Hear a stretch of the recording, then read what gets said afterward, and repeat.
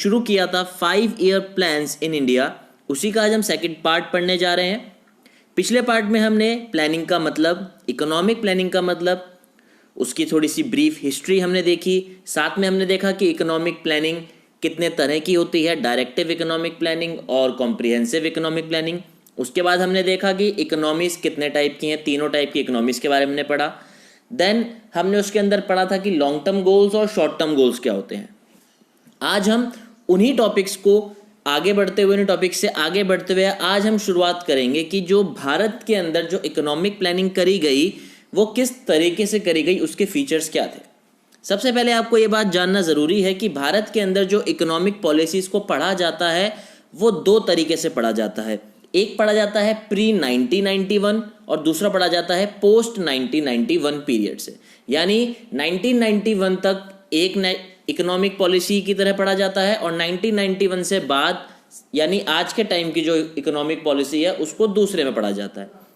इस चैप्टर के अंदर हम जो बात करेंगे वो पढ़ेंगे features of economic policies till 1991।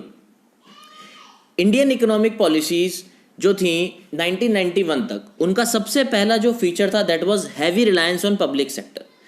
1991 तक हमारी जो इकोनॉमिक प्लानिंग थी उसमें एक सबसे बड़ा फीचर ये था कि हमने अपने पब्लिक सेक्टर को काफ़ी ज़्यादा रिलायंस दी हुई थी। हम अपने पब्लिक सेक्टर के ऊपर बहुत ज़्यादा निर्भर हुआ करते थे, क्योंकि जो मेनली जो ग्रोथ की जो प्रोसेस थी उसमें एक हमने ड्राइविंग सीट पब्लिक सेक्टर को दे रखी थी। 1956 में जब इंडस्ट्रियल पॉलिसी रिजोल्यूशन आया तब 17 इंडस्ट्रीज़ को हमने पब्लिक सेक्टर के लिए रिजर्व किया और 12 इंडस्ट्रीज़ को हमने प्राइवेट सेक्टर के लिए रिजर्व किया। यहाँ पे आप साफ साफ देख सकते हैं कि पब्लिक सेक्टर को ज़्यादा इंडस्ट्रीज दी गई हैं। इसका मतलब जो ड्राइवर सीट दी गई है डेवलपमेंट कराने के लिए, ग्रोथ कराने के लिए, वो पब्लिक सेक्टर को दी गई है। दूसरा फीचर था regulated development of private sector. Private sector को हमने यहाँ पर बहुत ज़्यादा छूट नहीं दी, उसको रेगुलेट किया गया। 1991 तक बहुत सारे रूल्स लगाए गए, बहुत सारे रेगुलेशंस लगाई गई। कुछ रूल्स ये थे कि अगर आपको कोई प्राइवेट बिजनेस शुरू करना है तो आपको पहले गवर्नमेंट से उसके लिए लाइसेंस लेना पड़ेगा। अगर आपको अपने एक एग्जिस्टिंग बिजनेस को बढ़ाना है, एक्सपेंड करना है, तो आपको उसके लिए भी लाइसेंस लेना पड़ेगा। गवर्नमेंट ने यहाँ पर monopolies and restrictive trade practices act 1969 को यहाँ पर लागू किया। यहाँ पर बहुत सारे एक्ट्स बनाए गए, industrial development and regulation act यहाँ पर बनाया गया, काफ़ी सारे एक्ट्स यहाँ पर बनाए गए। चलिए आगे बढ़ते हैं और देखते हैं कि थर्ड फीचर क्या था। जो थर्ड फीचर था that was protection of small scale industries and regulation of large scale industries. हमारी जो इकोनॉमिक पॉलिसी 1991 तक रही थी वो स्मॉल इंडस्ट्रीज को बढ़ावा देने के लिए थी, क्योंकि ऐसा कहा जाता था कि एक जो देश, जो हमारे जैसा देश था जो अभी अभी फ्री हुआ था, जिसमें इकोनॉमी बहुत ज़्यादा वीक थी, वहाँ पे अगर हम स्मॉल बिजनेसेस को थोड़ा सपोर्ट देंगे तो हो सकता है हमारा ग्रोथ का रेट काफ़ी तेज़ हो जाए। यहाँ पर हमने यही करा, स्मॉल स्केल इंडस्ट्रीज़ को बहुत प्रोटेक्शन दी गई कंपटीशन से। गवर्नमेंट ने कुछ ऐसे एरियाज़ रिजर्व कर दिए जहाँ पर सिर्फ स्मॉल स्केल इंडस्ट्रीज़ ही प्रोडक्शन कर सकती हैं। गवर्नमेंट ने बहुत सारी अथॉरिटीज़ लगाई जो कि स्मॉल स्केल इंडस्ट्रीज़ को बढ़ावा देने के लिए, उनको डेवलप करवाने के लिए, ग्लोबल मार्केट का वो कंपटीशन झेल सके, ग्लोबल मार्केट का जैसा हम कह सकते हैं कि स्टैंडर्ड्स को फॉलो कर सके। इस काम के लिए गवर्नमेंट ने बहुत सारी अथॉरिटीज़ बनाई, जैसे handloom board and silk board. Large scale industries को भी रेगुलेट करने के लिए बहुत सारे एक्ट्स बनाए गए थे। The fourth feature is development of heavy industries of strategic importance. Strategic importance की ऐसी इंडस्ट्रीज़ को लगाया गया जैसे इलेक्ट्रिसिटी जनरेशन हो गई, इंजीनियरिंग गुड्स हो गए, आयरन एंड स्टील इंडस्ट्रीज़ हो गए। ये कुछ ऐसी इंडस्ट्रीज़ थी जो हमारी कंट्री की ग्रोथ और डेवलपमेंट के लिए काफ़ी इंपॉर्टेंट आइडेंटिफाई करी गई। तो ऐसी इंडस्ट्रीज़ को लगाने के लिए गवर्नमेंट ने बहुत ज़्यादा जोर दिया 1991 तक की अपनी इकोनॉमिक पॉलिसीज़ के अंदर। Another one is focus on saving and investment. Government को ये पता था कि किसी भी इकोनॉमी को डेवलप कराने के लिए सेविंग और इन्वेस्टमेंट ऐसे दो कंपोनेंट्स हैं जो काफ़ी ज़्यादा इंपॉर्टेंट है। तो किसी भी इकोनॉमिक ग्रोथ के लिए saving and investment are most important. तो गवर्नमेंट ने हाई ग्रोथ रेट करने के लिए, अपनी इकोनॉमिक ग्रोथ को ज़्यादा करने के लिए क्या करा, हाई इंटरेस्ट रेट दिए। किसके लिए? सेविंग्स के लिए। गवर्नमेंट ने यह कहा कि हाई इंटरेस्ट रेट अगर हम देंगे तो उससे सेविंग्स प्रमोट होंगी, तो वो किया गया, और इन्वेस्टमेंट के लिए डिफरेंट तरीके की सब्सिडीज भी दी गई ताकि कंट्री के अंदर इन्वेस्टमेंट हो और इन्वेस्टमेंट से इनकम जनरेट हो सके ताकि हमारी कंट्री थोड़ी डेवलप कर सके। The another one is import substitution. ये एक ऐसी पॉलिसी है जो हमारी इकोनॉमिक पॉलिसी का हम कह सकते हैं कि ज्वेल है। ये हमारी पूरी इकोनॉमिक पॉलिसी को एक ही शब्द में डिस्क्राइब कर देती है कि हमारी पॉलिसी कैसी थी। हमारी पॉलिसी इंपोर्ट सब्सटीट्यूशन की थी। क्या है इंपोर्ट सब्सटीट्यूशन? जैसे आप देख सकते हैं, इंपोर्ट सब्सटीट्यूशन मतलब जो भी चीजें हम इंपोर्ट कर रहे हैं उनको सब्सटीट्यूट करना। किससे सब्सटीट्यूट करना? वो गुड्स जो हम डोमेस्टिकली प्रोड्यूस करेंगे। जब हम बाहर से कुछ सामान मंगाते थे तो उसके ऊपर हाई इंपोर्ट ड्यूटीज लगती थी, उसके ऊपर क्वांटिटेटिव रेस्ट्रिक्शंस लगा रखे थे गवर्नमेंट ने, तो वो चीज़ इंडिया में आकर काफ़ी महंगी बिकती थी और जो भी उससे प्रॉफिट होता था वो जो पेरेंट नेशन है जहाँ से वो आई है वहाँ पे जाता था। तो इंडियन गवर्नमेंट ने इसको सॉल्व करने के लिए एक पॉलिसी अपनाई ताकि जो डोमेस्टिक प्रोड्यूसर्स हैं उनको बाहर की चीज़ों का जो कंपटीशन है वो फेस ना करना पड़े, और इसीलिए यहाँ पर इंपोर्ट सब्सटीट्यूशन की पॉलिसी लगाई गई कि वो सारी चीज़ें जो हम इंपोर्ट करते हैं अब क्यों ना उन्हें भारत के अंदर ही बनाया जाए। इसीलिए हमारी कंट्री 1991 तक एक क्लोज्ड इकोनॉमी की तरह डिस्क्राइब करी जाती है। जो मेन गोल था इंपोर्ट सब्सटीट्यूशन का, that was to make India self sufficient. I hope आपको यहां तक समझ में आ रहा होगा। Next, restrictions on foreign capital. Government ने foreign exchange regulation act FERA लगाया। फेरा के अंतर्गत ये किया गया कि जितना भी फॉरेन डायरेक्ट इन्वेस्टमेंट भारत के अंदर होगा, एफडीआई भारत के अंदर होगी, वो गवर्नमेंट के द्वारा कंट्रोल की जाएगी और रेगुलेट करी जाएगी। इसका एक कारण यह था कि गवर्नमेंट नहीं चाहती थी कि भारत के अंदर जो मीन्स ऑफ प्रोडक्शन है वो किसी दूसरी कंट्री की कोई कंपनी ओन करे। इसलिए गवर्नमेंट ने यहाँ पर फॉरेन लोन्स को ज़्यादा अहमियत दी, ना कि फॉरेन इन्वेस्टमेंट को।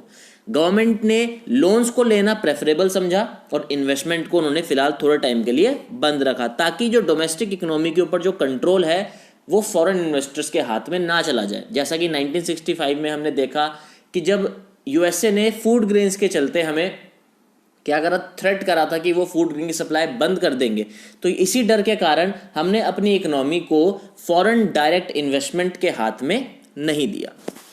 Now 8, centralised planning. जो हमारी पूरी 1991 तक की प्लानिंग रही थी that was all centralised, which means that overall strategy of growth at the state level did not contradict with the overall strategy of growth as led by the government under 5-year plans. जो भी strategy बनाएंगी states, वो government के द्वारा, central government के जो plans हैं उनके अकॉर्डेंस में ही बनाएंगे, उनसे अलग नहीं बना सकते। स्टेट को ये कहा गया कि जो मेन जो इकोनॉमिक प्लानिंग है उसका जो मेन रिस्पॉन्सिबिलिटी है that is in the hands of central government. तो जो भी सेंट्रल गवर्नमेंट डिसाइड करेगी आपको उसी के अकॉर्डिंग अपनी पॉलिसीज को बनाना होगा अपने स्टेट की। तो यहाँ पर ये दिखाया जा रहा है कि जो 1991 तक की प्लानिंग थी that was all centralised. Now ये हमने फीचर्स तो पढ़ लिया, हम देखते हैं कि 1991 तक और उसके बाद की जो प्लानिंग है वो कितनी इंडिया के अंदर सक्सेसफुल रही है। सबसे पहला, इंक्रीज इन नेशनल इनकम। आप अपने सामने पिक्चर में देख सकते हैं कि जो फर्स्ट प्लान के अंदर जो हमारा ग्रोथ रेट था नेशनल इनकम का इन परसेंटेज, जिसमें बेस ईयर हमने 2011 और 12 को लिया हुआ है, फर्स्ट प्लान के अकॉर्डिंग हमारी इनकम 4.6% पर ग्रोथ कर रही थी, सेकेंड प्लान में 4.1। ऐसे करते करते हम जब 10th प्लान पर आए तब हमने अपना हाईएस्ट पीक को स्ट्राइक किया, वी वर एट 7.6%। लेकिन उसके बाद से हमारी जो ग्रोथ रेट है नेशनल इनकम की वो थोड़ी गिरी है और 12th प्लान के में हम 6.7% पे अपनी इनकम को ग्रोथ करवा रहे थे। दूसरा, increase in per capita income. Per capita income में भी हमारे यहाँ इंक्रीज हुआ है। फर्स्ट प्लान में 2.7% थी और लास्ट प्लान तक आते आते 2016-17 तक आते आते it was about 5 to 7% per annum. Rise in saving and expenditure, 50-51 में सेविंग का रेट 9.5 था, 2015-16 में इट हैज़ इंक्रीज टू 32.3%। वहीं 11th प्लान के एंड तक सेविंग हमारी सिर्फ 31% ही थी। रेट ऑफ इन्वेस्टमेंट भी हमारा 9% से 33.3% तक बढ़ गया है 2016 में। आप ये डाटा यहाँ से नोट कर सकते हैं। इंस्टीट्यूशनल एंड टेक्निकल चेंज, हमारे यहाँ पे डिफरेंट इंस्टीट्यूशंस खोले गए, डिफरेंट डिफरेंट ऐसे इंस्टीट्यूशंस जो किसी भी काम के नहीं थे उनको हटाया गया, टेक्निकल चेंज किया गया, टेक्नोलॉजिकल एडवांसमेंट्स की गई। जो इंटरमीडियरीज थी टिलर्स ऑफ सॉइल के बीच में और ओनर्स ऑफ सॉइल के बीच में, स्टेट के बीच में, जैसे कि ज़मींदारी सिस्टम, इनको ख़त्म किया गया। जो रेंट्स थे उनको रेगुलेट किया गया।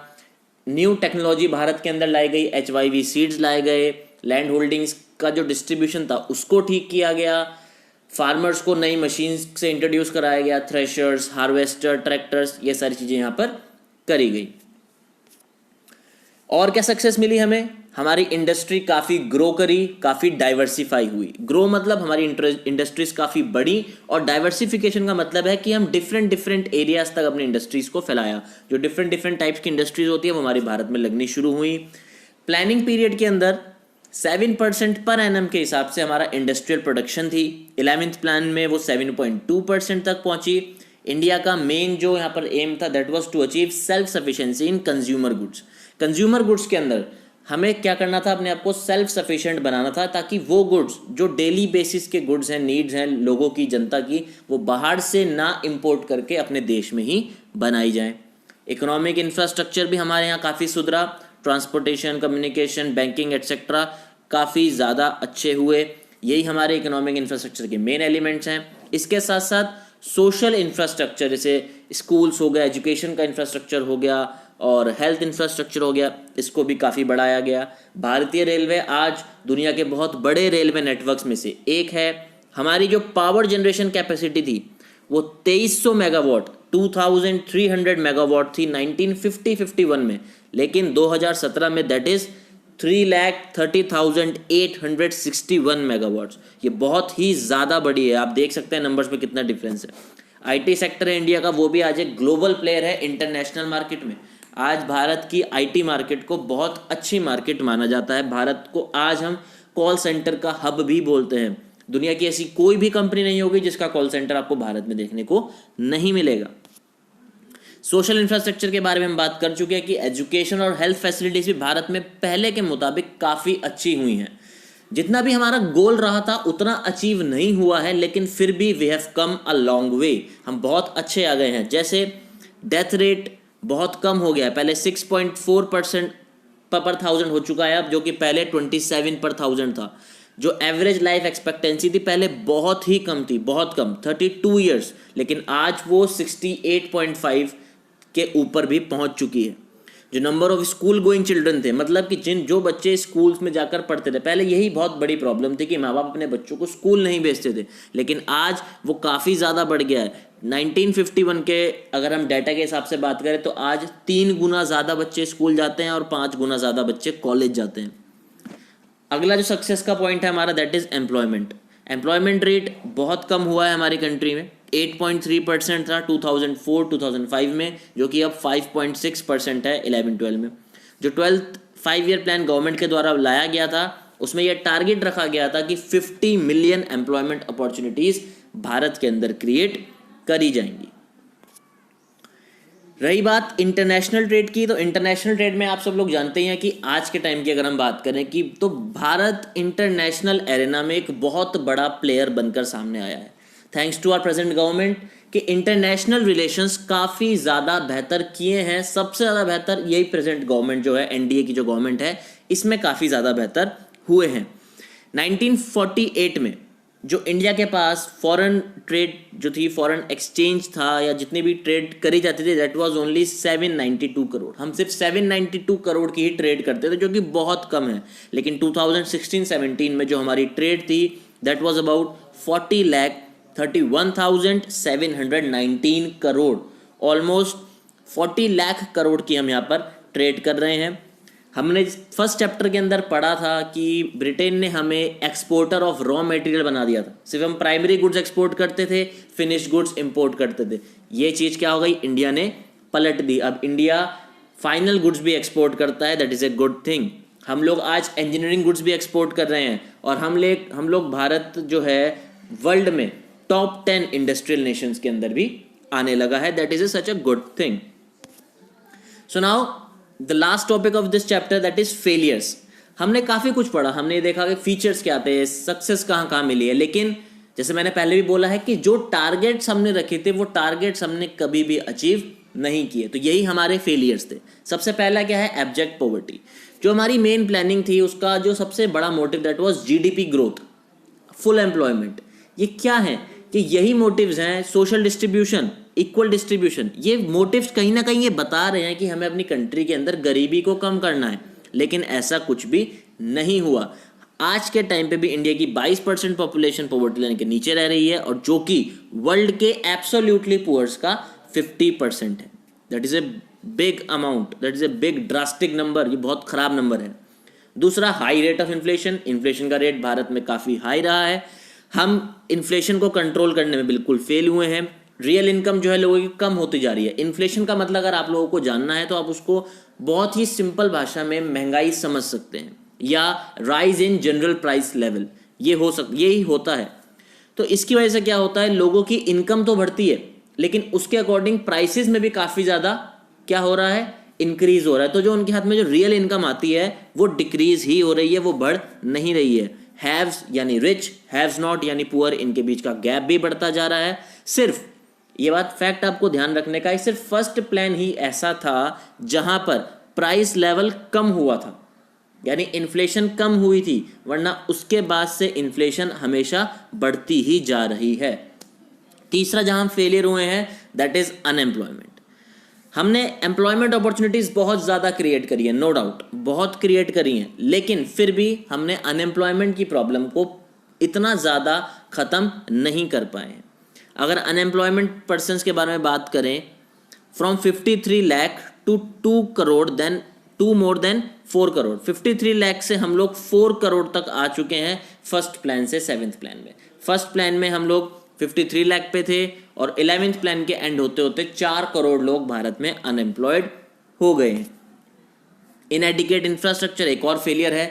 67 ईयर्स के बाद भी हमारे यहाँ power, road, dams, school, hospitals की कंडीशन उतनी ज़्यादा अच्छी नहीं है जितनी होनी चाहिए थी। इसके लिए आपको मुझे कोई एक्सप्लेनेशन देने की ज़रूरत नहीं है, ये आप लोग भी जानते हैं कि भारत बहुत रास्ता तय करके डेवलप हुआ है, डेवलपिंग कंट्रीज़ के स्टेटस के अंदर आया है, डेवलप कर रहा है, लेकिन फिर भी जो level of schools, colleges, hospitals, education system, roads और इंफ्रास्ट्रक्चर भारत के अंदर होना चाहिए था, वो अभी तक हमें नहीं मिला है। और जो सबसे मेन प्रॉब्लम यहाँ पर है that is shortage of power. Industrial development भी हमारे यहाँ उतनी अच्छी नहीं हुई है, क्योंकि हमारे यहाँ पावर की दिक्कत आज भी काफ़ी ज़्यादा है। Fifth, improper distribution. Social infrastructure और इकोनॉमिक इंफ्रास्ट्रक्चर हमारे यहाँ बेहतर नहीं है। उसी का कारण यह है कि सोशल और इकोनॉमिक इनइक्वालिटीज़ भी भारत में काफ़ी ज़्यादा हैं। Different sections different benefits enjoy करते हैं। ज़्यादातर बेनिफिट्स कुछ ही लोगों के पास जाता है, जिनको हम हैव्स बोलते हैं, जिनको हम रिच बोलते हैं, उनके पास ज़्यादा बेनिफिट जाते हैं, और जो हैव्स नॉट हैं, जो पुअर हैं, उनके पास कम बेनिफिट जाते हैं। और ये सबसे बड़ा फेलियर है इंडियन प्लानिंग का। This has forced the government to offer reservations in job to economically and socially weaker section। और यही कारण है कि गवर्नमेंट को आज के टाइम पे रिजर्वेशंस प्रोवाइड करनी पड़ती हैं, आरक्षण प्रोवाइड करना पड़ता है सोशली और इकोनॉमिकली वीकर सेक्शंस को। आपको पता होगा आजकल एक नया क्राइटेरिया, एक नया सेक्शन निकल कर आया है रिजर्वेशन के इस पूरे कॉन्सेप्ट में, that is EWS, economically weaker section. अब उनको भी यहाँ पर गवर्नमेंट ने रिजर्वेशंस देनी शुरू करी है। That is necessary. क्यों है ये सब नेसेसरी? क्योंकि जो इम्प्रॉपर डिस्ट्रीब्यूशन भारत में चला आ रहा है उसको सही करने में, उसको सॉल्व करने में हमारी 5 ईयर प्लानिंग की पॉलिसी, हमारी गवर्नमेंट्स अटर फेलियर रही हैं। तो यही था आज का हमारा लेसन। हमने इस पूरे चैप्टर के अंदर यह देखा कि प्लानिंग करी कैसे जाती है, इकोनॉमीज कितने टाइप की होती हैं, डायरेक्टिव और कॉम्प्रिहेंसिव प्लानिंग, ये 2 टाइप के प्लानिंग होती हैं। हमारे long term goals, short term goals क्या है। लॉन्ग टर्म गोल्स में जीडीपी ग्रोथ हमने पढ़ा, फुल एम्प्लॉयमेंट के बारे में पढ़ा, हमने पढ़ा मॉडर्नाइजेशन कितनी ज़रूरी है, सोशल डिस्ट्रीब्यूशन, इक्वल डिस्ट्रीब्यूशन कितना ज़्यादा ज़रूरी है, हमने ये सब पढ़ा। हमने देखा टेक्नोलॉजी को एडवांस करना कितना ज़रूरी है। फिर हमने देखा कि सक्सेस कहाँ पे हुई है, फेलियर्स कहाँ पे हुए हैं, हमारे फीचर्स क्या क्या रहे हैं इकोनॉमिक प्लानिंग के। यही सब आपको ध्यान में रखना है आंसर लिखते हुए। ये पूरा चैप्टर फर्स्ट चैप्टर से काफ़ी ज़्यादा मैच करता है, क्योंकि आपको इकोनॉमी कैसी थी आपको ये वहाँ पे पता चल ही जाता है।